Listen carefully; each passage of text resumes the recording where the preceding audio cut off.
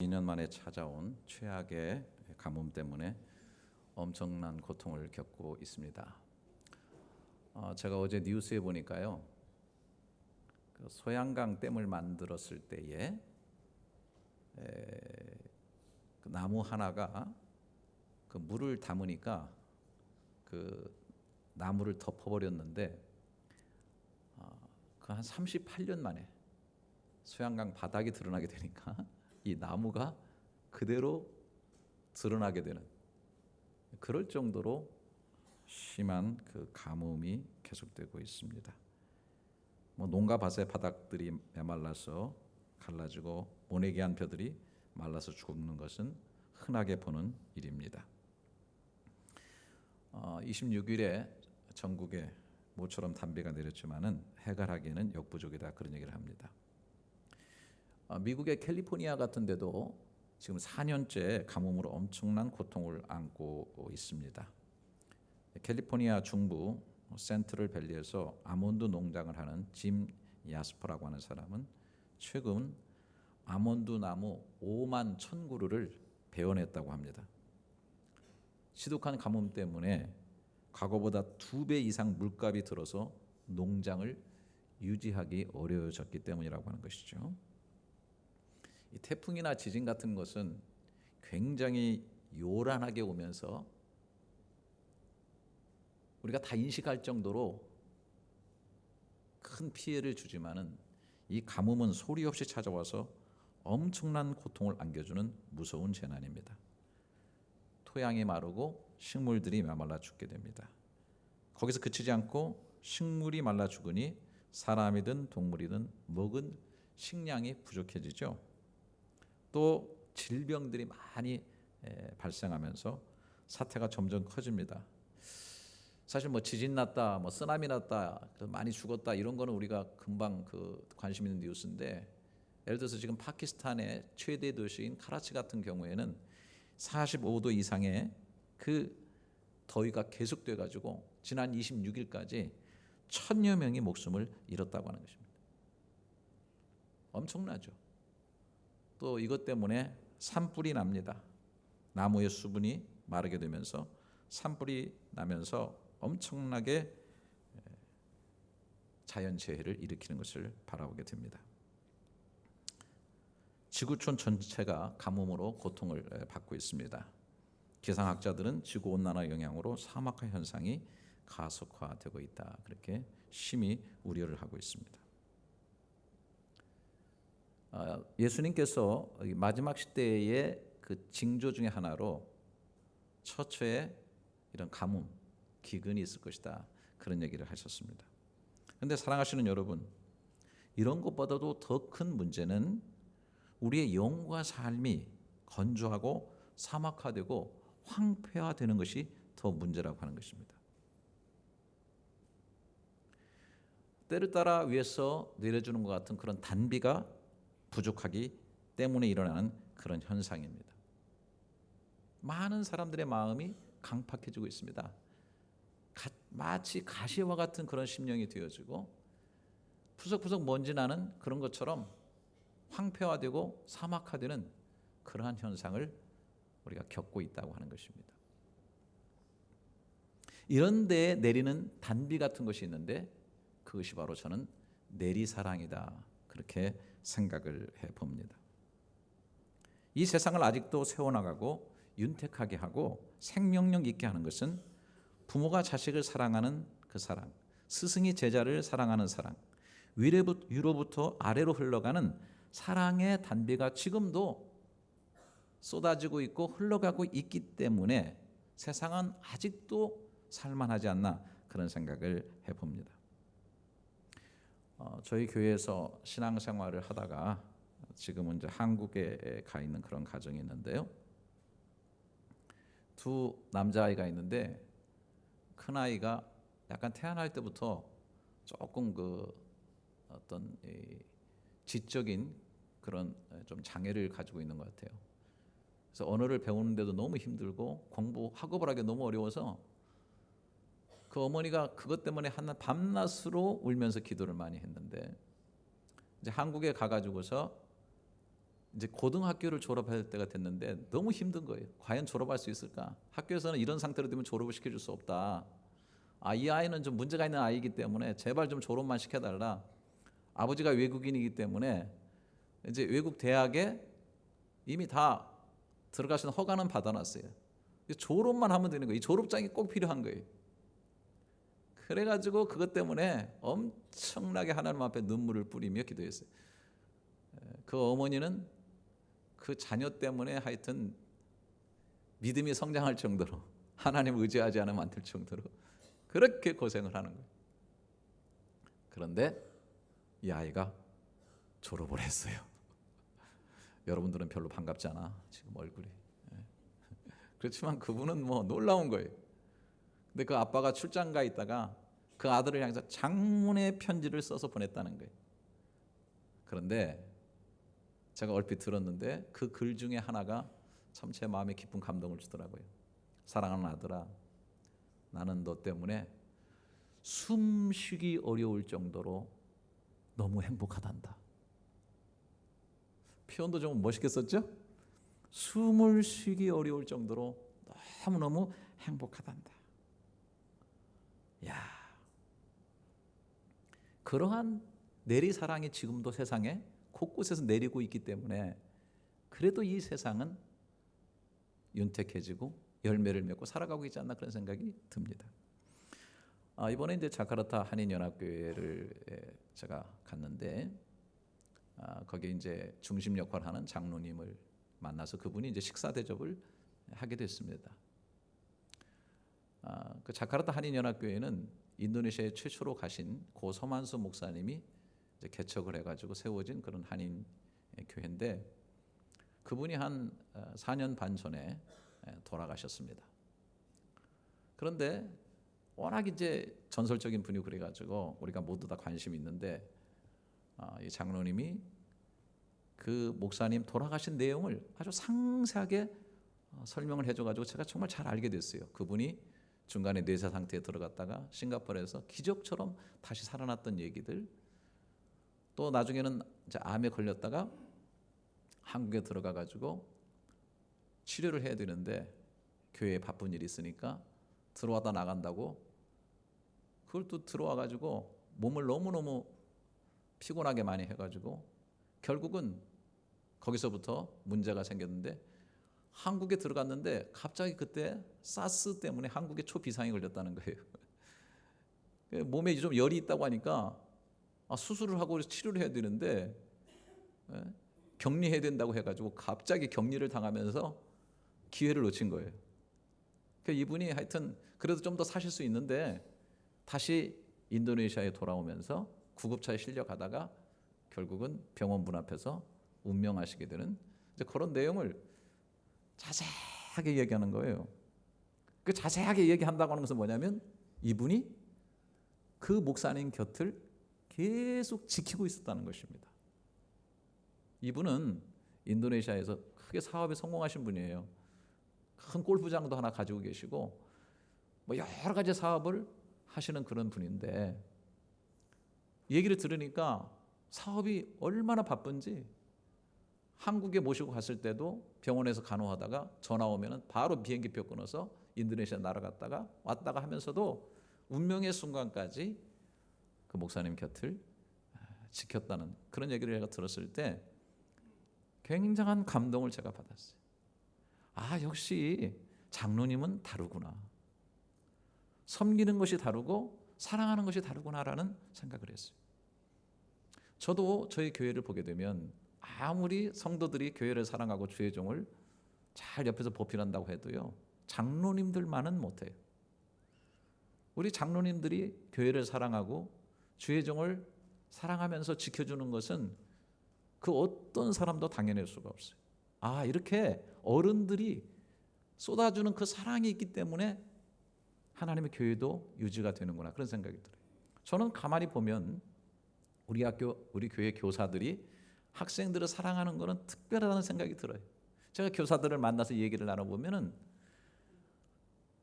예배라든지 교육에 대해서 자신들이 능력이 없어서 못하는 것에 대해서 너무너무 안타까워하면서 어떻게 해든지 아이들을 좀 제대로 교육해야 되겠다고 그렇게 사랑하고 있는 모습을 제가 옆에서 봅니다. 저는 여러분들이 모르는 것 같지만 제가 얘기를 많이 듣습니다. 우리 목자들이 목원들을 사랑하는 것은 굉장합니다. 목원들이 하는 거하고는 달라요. 정말로 애달프게 기도해주고 늘 방문해주고 그렇게 섬겨줘요. 전도의 임원들이 회원들을 생각하는 것은 차원이 다르다고 생각을 합니다. 성가대 대장과 지휘자가 대원들을 사랑하는 것은 차원이 다르다고 하는 것입니다. 이런 교회 안에도 내리사랑이 움직이고 있고 쏟아지고 흘러가고 있기 때문에 교회가 윤택해지고 또 사역의 열매들을 맺는 것이라 그렇게 생각을 합니다. 그런데 더 올라가면 이 내리사랑의 가장 근원적인 원천이 있어요. 여러분 아시겠죠? 하나님의 사랑입니다. 이 사랑의 단비가 쏟아지는 곳에 생명이 살아나고 열매가 맺혀지게 된 겁니다. 요한은 이 세상을 살게 하고 우리를 살게 하는 것이 그 위로부터 내리는 단비가 있음을 얘기하고 그것이 하나님의 사랑임을 얘기하고 있습니다. 오늘 7절부터 10절에 보시면 사랑하는 자들아 우리가 서로 사랑하자. 사랑은 하나님께 속한 것이니 사랑하는 자마다 하나님께로부터 나서 하나님을 알고 사랑하지 아니하는 자는 하나님을 알지 못하나니 이는 하나님은 사랑이심이라. 하나님의 사랑이 우리에게 이렇게 나타난 바 되었으니 하나님이 자기의 독생자를 세상에 보내심은 그로 말미암아 우리를 살리려 하심이라. 사랑은 여기 있으니 우리가 하나님을 사랑한 것이 아니요 하나님이 우리를 사랑하사 우리 죄를 속하기 위해서 화목제물로 그 아들을 보내셨습니다. 하나님이 세상을 사랑하셔서 때를 따라 비를 내리시고 햇살을 내리셔서 식물들이 자라고 동물들이 생명을 얻고 움직일 수 있는 것처럼 하나님은 사람들을 향해서 내리사랑의 단비를 내려주시는데 그것의 가장 결정체가 뭐냐면 바로 하나밖에 없는 가장 사랑하는 독생자 아들을 주시기까지 우리를 사랑하셨다고 하는 것입니다. 이 내리사랑은 사실 이렇게 얘기를 해도 항상 우리가 들어도 그 깊이를 우리가 정말 깨달을 수 있을까? 그 마음을 우리가 헤아릴 수 있을까? 우리가 죄인 되었을 때 그 아들을 주셨는데요. 원수들을 향해서, 죄인들을 향해서, 잘못된 사람들을 향해서 시퍼렇게 살아있는 생명에 있는 내 자녀를 그들을 위해서 내어줄 수 있겠느냐 하는 것입니다. 제가 아무리 이 자리에 떠들어도 아무리 과장해서 설명하려고 해도 그 사랑의 넓이와 깊이와 길이와 높이가 어떠한 것을 우리는 알 수가 없어요. 단지 다 알지 못해도 더 알아가리라 그런 것뿐이에요. 알아가는 것뿐이에요. 그 엄청난 내리사랑, 완전한 내리사랑, 절대적인 내리사랑은 누구도 흉내낼 수 없고 누구도 완전히는 깨달을 수 없지만은 그러나 그 사랑이 우리에게 주어지고 있기 때문에 영혼이 비옥해질 수가 있고 윤택해지고 치료되어지고 열매를 맺어가며 살게 된다고 하는 것입니다. 여러분, 성령께서 하시는 일들 가운데 가장 중요한 사역이 바로 이것입니다. 오늘 제가 아무리 설명한다 할지라도 성령께서만이 이 하나님의 사랑을 여러분들의 영혼 가운데 부어 주시는 것입니다. 로마서 5장 5절부터 보면 소망이 우리를 부끄럽게 하지 아니함은 우리에게 주신 성령으로 말미암아 하나님의 사랑이 우리 마음에 부은 바 됨이니 우리가 아직 연약할 때의 기약대로 그리스도께서 경건하지 않은 자를 위하여 죽으셨도다. 의인을 위하여 죽는 자가 쉽지 않고 선인을 위하여 용감히 죽는 자가 혹 있거니와 우리가 아직 죄인 되었을 때에 그리스도께서 우리를 위하여 죽으심으로 하나님께서 우리에게 대한 자기의 사랑을 확증하셨느니라. 우리가 죄인 되었을 때에 사랑의 하나님께서 사랑이시라고 하는 것을 확실하게 증명하는 것으로서 그 아들을 우리 가운데 주셨고 깨닫지 못하고 잘 알지 못하는 우리에게 성령께서 이 하나님의 사랑 우리 마음 가운데 부어주신다고 하는 것입니다. 저는요, 성령님을 생각할 때, 그리고 기도할 때 정말 제일 최고의 기도가 뭐냐면, 성령님, 내 영혼과 삶 가운데 완전하고 절대적이신 하나님의 사랑을 물붓듯이 부어주시옵소서.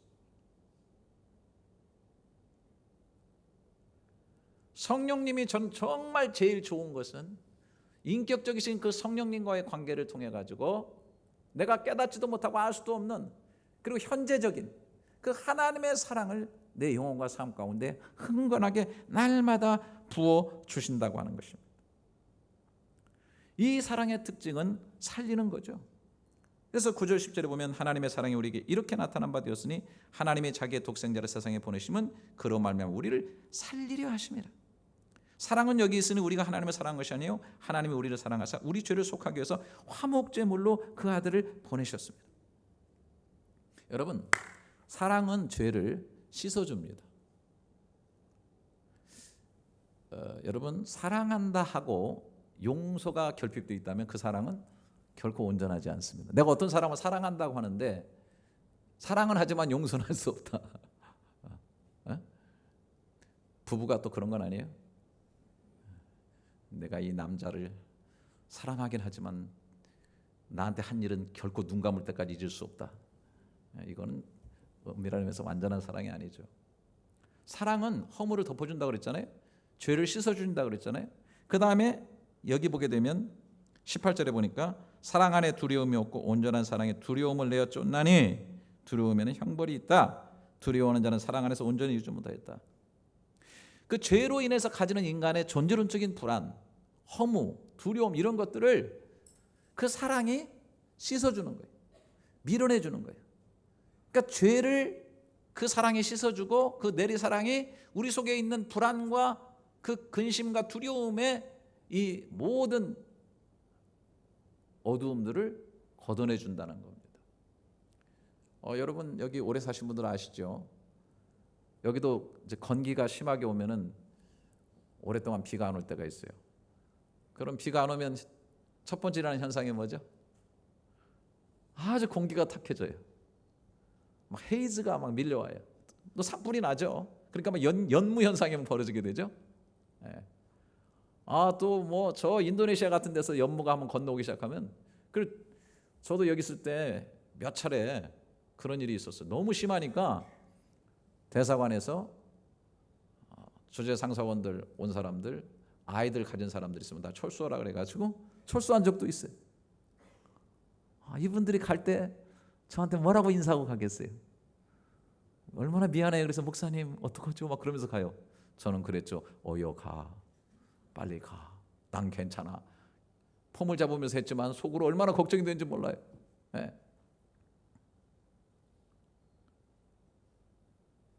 하지만 비가 쫙 여기 진짜 열대 그 스콜이 내려주게 되면은 그 다음에 보면은 모든 것을 깨끗이 다 싣고 가가지고 깨끗해집니다. 그래서 제가 여기서 참 좋은 건 뭐냐면 그냥 스콜이 내려가지고 쫙 한번 씻어가고, 오늘도 우리 청년들이 청소하다가 아까 하는 그런 얘기를 들었는데 여기 휴지 줬다가 비가 한번 내리면 되는데 쫙 한번 씻고 그 다음에 햇빛이 쨍 하고 내려가지고서 아주 그냥 쫙 말려주는 거예요. 그러면 얼마나 청량한지 몰라요, 여러분. 이 내리사랑은, 하나님이 주시는 그 사랑은 우리 마음속에 있는 여러 가지 부담들, 허물들, 죄악들, 그것으로 인해서 생겨지는 불안들, 두려움들, 이런 것들을 다 해소해 주는 거예요. 나에게 하나님의 완벽한 사랑이 임하시고 완벽한 하나님의 사랑이 내 속에 들어오게 되면 심지어 죽음에 대한 두려움도, 공포도 이겨낼 수 있는 거예요. 왜냐하면 하나님의 사랑이, 그 내리사랑이 죽음보다도 강하기 때문에 그래요. 그래서 여러분 로마서 8장에 바울의 고백을 하시죠. 37절부터 보면 그러나 이 모든 일에 우리를 사랑하시는 말미암아 우리가 넉넉히 이기느니라. 저는 이 말씀이 얼마나 항상 좋은지 몰라요. 저는 이 말씀을 그냥 말씀으로 보지 않고 살아있는 내 속에 역사하는 말씀으로 늘 생각합니다. 우리가 이 모든 일에 우리가 넉넉히 이기는 승리의 비결이 뭡니까? 여러분, 인생 살다가 영혼이 지치고 힘들고 무너지고 실패할 때 원인이 여러 가지가 있는 것 같지만은 그런 것들을 이길 수 있는 가장 강력한 힘은 우리를 사랑하시는 이로 말미암아 우리가 넉넉히 이긴다는 거예요. 여러분, 정말로 절대적인 사랑이 있으면 어떤 것든지 이길 수 있어요.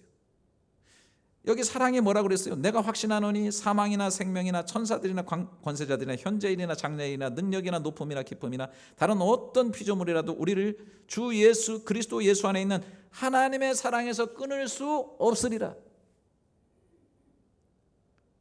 어떤 높은 것이 와도 하나님의 사랑이 더 높기 때문에 그 높은 것이 우리를 좌지할 수 없다는 거예요. 그 어떤 깊은 것보다도 저 우리를 위해서 죽음까지 내려가신 하나님의 사랑은 너무 깊기 때문에 그 어떤 것도 그 기쁨이, 그 어두움이 우리를 흔들어 놓을 수가 없어요. 하나님의 사랑은 영원같이 길기 때문에 죽음이 우리를 갈라놓으려고 들어와도 죽음을 죽이고 이기는 우주 안에 하나밖에 존재하지 않는 그 하나님의 사랑 때문에 우리는 죽음을 죽이고 영원을 향해서 가게 되는 것입니다. 할렐루야. 여기 보면 사망도 끊을 수 없으리라 그랬어요. 갈라놓을 수 없다.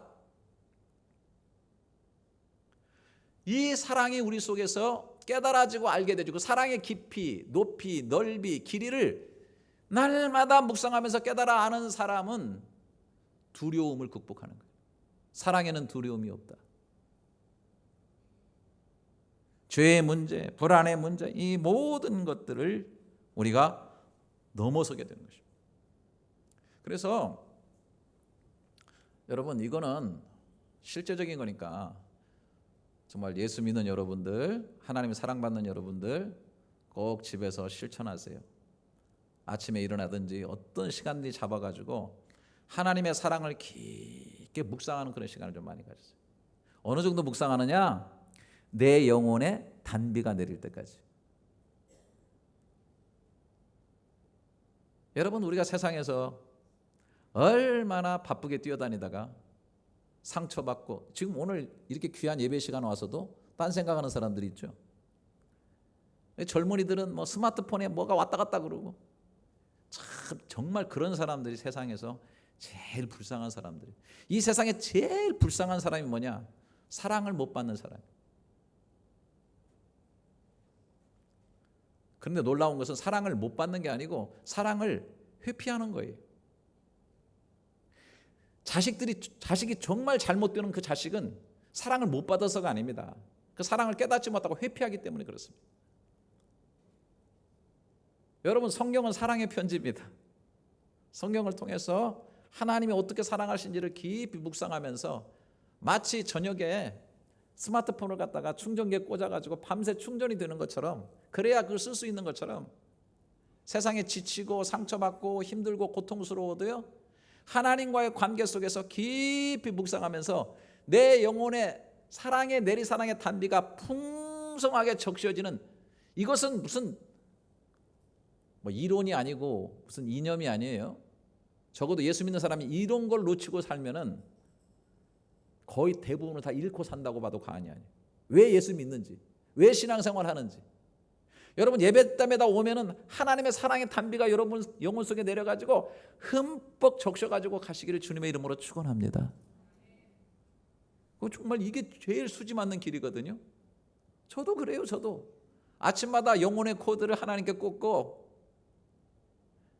말씀의 천둥 번개를 계속 맞아가면서 하나님의 사랑의 단비를 흡족하게 쪼이는 거예요.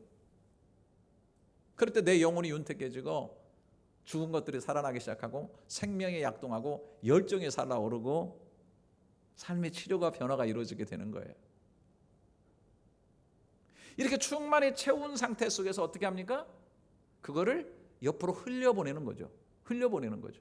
그래서 여러분 잘 아시는 대로 11절에 사랑하는 자들아 하나님이 이같이 우리를 사랑하셨은즉 우리도 서로 사랑하시면 합니다. 서로 사랑하는 것이 마땅하도다라고 하는 이 말에 앞서 하나님이 우리를 이것처럼 사랑하셨다고 하는 말이 항상 앞에 있는 겁니다.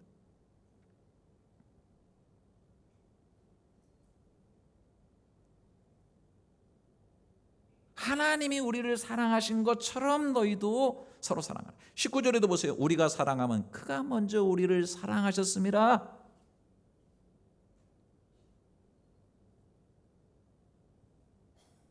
기독교는요, 물론 사랑을 억지로라도 해야 돼요. 세상의 윤리는 서로 섬겨라, 뭐 사랑하라, 뭐 선대하라, 남이 하기 싫은 거 억지로 너도 하지 마라, 이런 얘기를 합니다.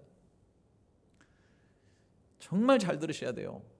우리 기독교는요, 먼저 사랑하는 존재가 아닙니다. 그건 율법입니다. 물론 사랑하려고 노력하다 보면 사랑이 충만해지는 경우도 있어요. 하지만 진짜 순서는 뭐냐면 원천적이고 근원적이고 절대적이고 완전하고 풍성한 그 하나님의 사랑을 내가 충만히 받아서 이 사랑으로 사랑하면서 이 사랑을 흘려가는 그런, 맞으면 통로가 되어지고 파이프라인이 되어진다고 그럴까요? 거대한 강물을 흘려보내는 살아있는 지류 같은 그런 역할을 하는 것이 그리스도인의 삶인 줄을 좀 진짜 깨달으시고 믿으시기를 주님의 이름으로 축원합니다. 네, 이게 정상적인 거예요. 억지로 이를 갈고 막 슬퍼하면서 사랑하려고 몸부림쳐보는, 물론 그런 것도 때로는 필요합니다만은, 그러나 그 사랑이 밀려오고 그 사랑이 흘러가야 된다고 하는 것입니다. 논밭으로 흘러들어가고 식물을 살려내기 전에 먼저 지류가 그 강물을 받아들임으로 인해서 먼저 살아나는 겁니다. 거기 있는 물고기들이 살아나고 그 옆에 있는 수목들이 다시 피어나고 열매를 맺고 꽃을 피우는 그런 역사를 먼저 내 영혼 속에 경험하면서 그것을 끊임없이 다른 사람을 향하여 마땅히 흘려보내는 것이라고 하는 것입니다. 구약시대에도 보면 하나님은 이스라엘을 자기 백성으로 택하시고요, 이웃들을 사랑하라고 주님께서 말씀하시죠. 레위기 19장 18절도 보면 원수를 갚지 말며 동포를 원망하지 말며 내 이웃 사랑하기를 내 자신과 같이 사랑하라. 나는 여호와니라. 근데 문제는 뭡니까? 그들이 그 사랑을 자기 유대인 민족에게만 가둬뒀어요. 사마리아인들, 이방인들은 개처럼 취급한 거예요.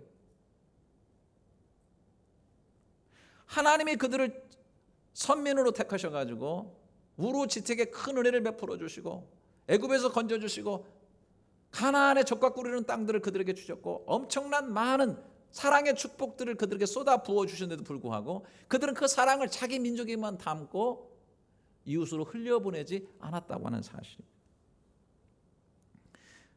여러분, 오늘 이 본문에서 요한은 계속 사랑을 많이 강조하고 있는데요, 사실은 요한이 이 글을 쓰게 될 때 이 글을 받는 사람들이 영지주의자들이 굉장히 많았어요.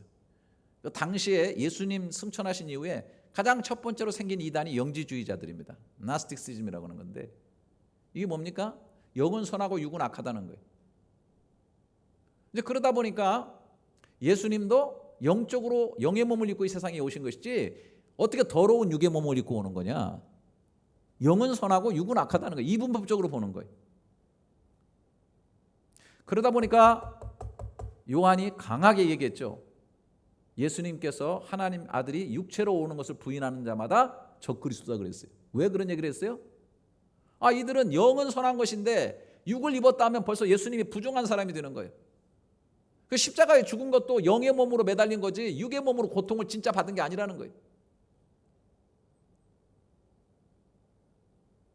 굉장히 신령한 논리 같아요. 굉장한 신령한 것 같아요. 그런데 잘못된 거예요. 근데 이 사람들의 특징이 뭐냐면 너무나 영적이기 때문에 그렇게 영적으로 깨달은 사람들만 진을 치고서 우리들만 깨달은 사람들이라는 거예요. 엄청나게 교만했어요. 다른 사람들 무시했어요. 그래서 요한이 계속 지적하고 있는 겁니다. 예수님께서 육체로 오는 걸 부인하는 자마다 적그리스도일 뿐만 아니라 정말 중요한 것은 우리가 하나님의 사랑을 받았고 그리스도인께서 사랑을 받았고 그 사랑을 다른 사람들에게 나타내는 것이 마땅한 것이다. 하나님의 사랑을 알았다면 당연히 그렇게 해야 될 것이다. 여러분, 바울도 심각하게 겪은 것이 뭡니까? 고린도 교회가 성령이 강하게 임하시니까 어땠어요? 은사들이 막 드러났어요. 어떤 사람 병 고치는 은사, 예언하는 은사, 막 말씀 전하는 은사, 막 이런 것들이 막 나타났어요. 그러다 보니까 이 사람들이 그 은사를 가지고 서로 키재기라는 거예요. 예언의 은사가 제일 센 거야. 병 고치는 은사가 최고지. 하여튼 이 기재기하는 거는 예수님 때부터 똑같아. 제자들도 그렇게 신령한 말씀을 먹고 은혜의 삶을 살면서도 누가 크냐? 하도 누가 크냐 싸워가지고 예수님이 어떻게 했어요? 수건을 두르시고 제자들이 발을 씻겼잖아요. 크고자 하는 자는 남을 섬기는 종이 되어야 될 것이다. 하도 은사를 가지고 서로 그렇게 하니까 바울이 가장 큰 은사를 너에게 보여주겠다 해서 고린도전서 13장에 사랑에 대해서 얘기해 주는 거예요. 사랑. 여러분, 많은 사람들이 요즘 지적 오만에 나는 많은 것을 안다고 생각해요. 또 신앙생활 안에서는 나는 신령하고 나는 굉장하다고 생각해요. 좋아요. 그런데 그런 가운데서 사랑을 담아두면 안 된다는 거예요.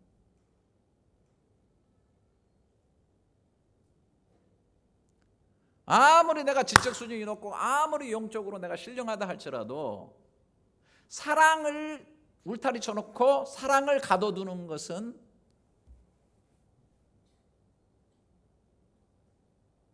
참된 그리스도인을 볼 수가 없어요.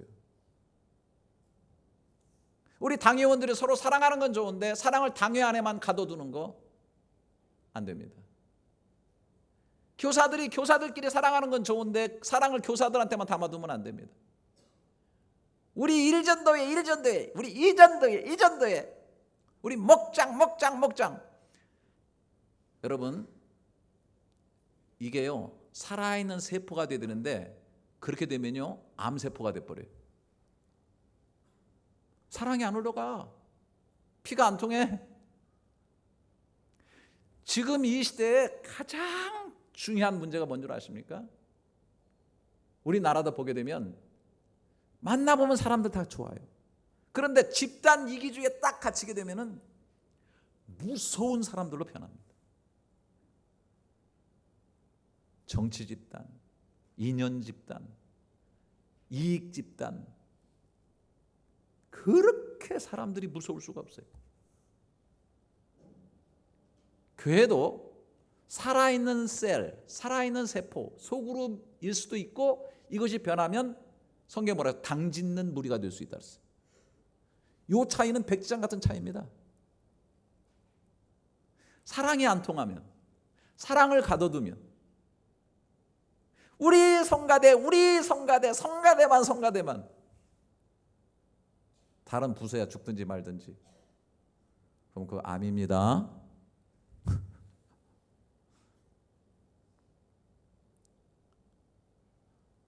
적어도 우리 예수 믿는 사람들은 사랑을 가둬둬서는 안 됩니다.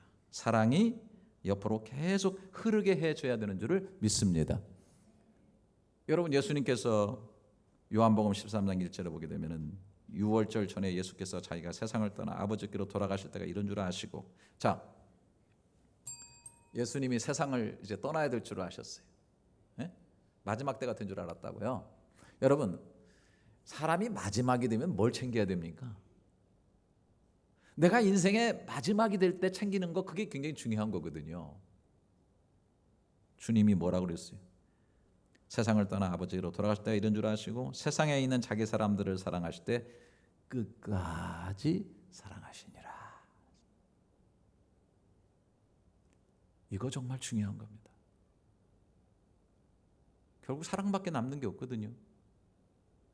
사랑이 가장 큰 거거든요. 여기 끝까지라고 하는 말 헬라의 원문에 보면 에이스텔로스라고 하는데 완벽하게 몹시 철저하게 마지막 순간까지 사랑을 챙기셨고 사랑에 대해서는 선수가 되셨어요. 자기를 파는 가룟 유다까지 발을 씻겨주고 끝까지 사랑하셨다고 하는 사실입니다. 사랑하시는 여러분, 저는 저와 여러분의 영혼과 삶 가운데 하나님의 사랑의 내리사랑의 단비가 항상 흘러넘칠 수 있기를 주님의 이름으로 축원합니다.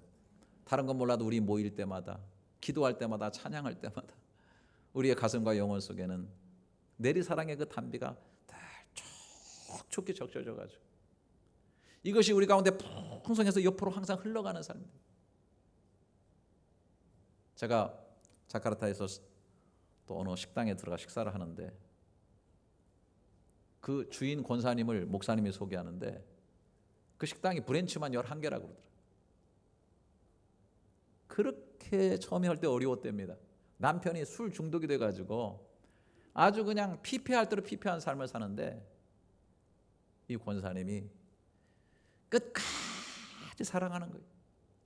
늘 자기 속에 하나님의 그 흘러 넘치는 내리사랑을 가슴에 품에 안으니까 그 영혼이 불쌍한 거예요. 그러니까 항상 그 영혼을 향해서 기도하고 변함없이 사랑해주고 하나님 앞에서도 그분의 이름으로 늘 감사헌금을 드리면서 그렇게 하니까 결국은 이 사람이 그 사랑에 의해서 완전히 변화된 거예요. 그래가지고 지금은 다 모든 거 다 술 이런 거 다 끊어버리고 청정 지역에 들어가가지고 밭을 일구고 채소를 일구고 이렇게 해가지고서 무공의 유기농 채소와 또 거기서 돼지를 기르고 뭐 이렇게 해가지고서 그런 닭과 그 육류들을 갖다가 그 전 식당에 공급해 주니까 식당이 그냥 전부 다 확 살아나가지고서 최고의 식당이 됐다는 11개 브랜치를 가지고. 저는 목회하면서 그런 걸 너무 많이 봅니다. 눈에 이렇게 보여요. 아, 저 사람을 통해서 저 사랑이 저렇게 흘러가고 있구나. 영향력을 미치고 있구나. 그 열매를 맺고 있구나. 하나님의 교회는 다 하나하나가 지류들입니다. 가정에서도 그 사랑의 지류가 있습니다. 그 하나님의 풍성한 내리사랑의 강물을 담아가지고 자식에게 흘려주고 남편에게 아내에게 흘려주는 사랑의 지류들이 있어요. 사랑의 통로들이 있습니다. 그 통로로 쓰임받는 삶 자체가 행복한 삶입니다. 사랑하시는 여러분, 각자가 하나님의 내리사랑의 풍성한 파이프라인이 되시고 통로가 되시고 지류들이 되어지는 그런 은혜가 있기를 주님의 이름으로 축원합니다. 기도하겠습니다. 하나님 아버지 감사합니다. 죄인 되었을 때 우리를 사랑해 주신 그 놀라운 사랑을 생각할 때 얼마나 감사한지요. 이렇게 예배 드릴 때마다 우리의 가슴 속에 흥건히 적셔주시는 내리 사랑이 있기에 아픈 것들이 치료되고 삭막했던 것들이 윤택해지고 황폐했던 것들이 꽃을 피우고 열매를 맺는 것을 하나님 감사드립니다. 오늘 또 이 자리에 모이신 사랑하는 성도들을 진심으로 축복하기를 원합니다. 저들의 영혼 속에 내리사랑의 단비가 날마다 쏟아지는 은혜를 주시옵소서. 날마다 경험하며 살게 하여 주시옵소서. 저들의 언어가 다시 살아나고 믿음이 다시 열매를 맺고 기도가 응답을 받게 하시고 또 저들을 통해서 흘러가는 그 사랑이 사람들을 살리고 영혼들을 새롭게 하고 하나님의 나라를 일구는 역사가 있도록 축복해 주시옵소서. 존귀하신 예수님의 이름으로 감사하며 기도드립니다. 아멘.